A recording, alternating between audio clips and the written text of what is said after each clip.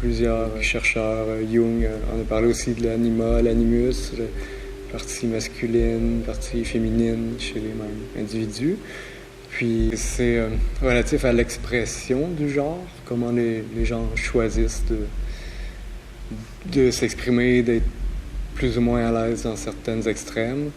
Puis, ouais, c'est ça. Moi, je trouvais que j'avais peu de contexte pour vraiment être très féminin, comme si j'en ai certains, mais j'avais envie de profiter de ce moment de création-là pour aborder cet aspect féminin de moi, mais que j'essaie d'emmener ailleurs aussi.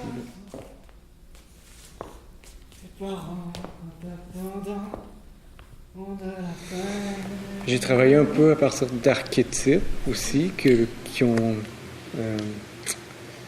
se sont diffusés un peu avec le temps. J'avais développé des tableaux relatifs à la mère, à la prostituée, à la guerrière. J'ai travaillé un peu en playback theater, c'est une forme de théâtre d'intervention qui vient de New York dans les années 70.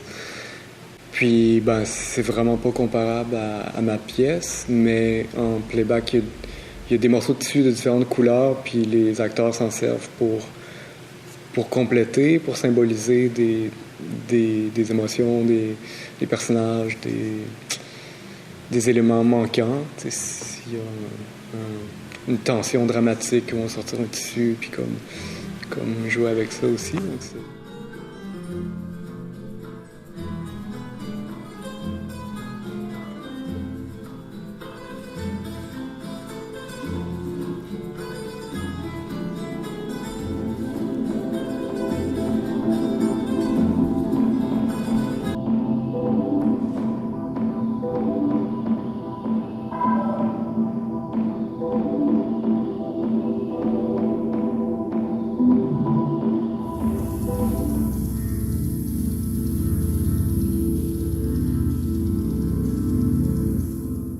L'idée est venue pour moi, il y avait une notion de répétition, d'accumulation, de formatage, de moule qui était nécessaire pour cette pièce-là. Fait qu'un peu, c'est un peu aux antipodes de d'autres pièces que j'ai faites qui étaient vraiment plus dans l'improvisation structurée puis plus avec des scores pour cette pièce-là.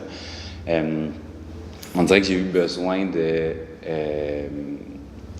eu besoin d'une forme super rigide pour aller la casser par la suite, puis pour amener quelque chose de plus humain vers la fin de la pièce.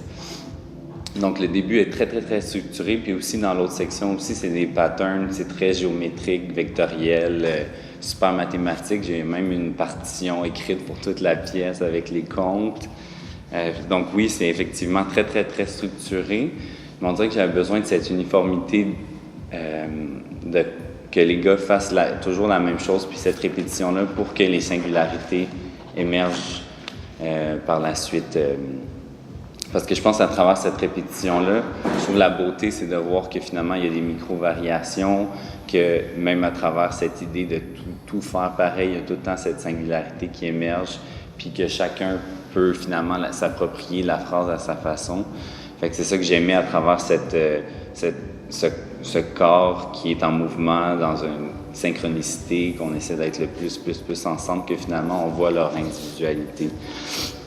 Fait que c'était un peu ça que j'avais envie, puis pour moi c'est un peu cette répétition-là, puis ces mouvements clairs, tout pour moi rappelle un petit peu ces cadres de société, cette idée de rentrer dans le moule, de devoir faire toujours la même chose, de répéter les mêmes actions, de répéter la même routine. La façon que c'est structuré, on a travaillé à partir d'images pour créer la gestuelle. Fait que vraiment, je suis parti d'images de mode, de positions, puis des positions qu'on rapporte beaucoup. Pourquoi est-ce que si je mets mon corps dans certaines positions, c'est vu comme quelque chose de plus féminin?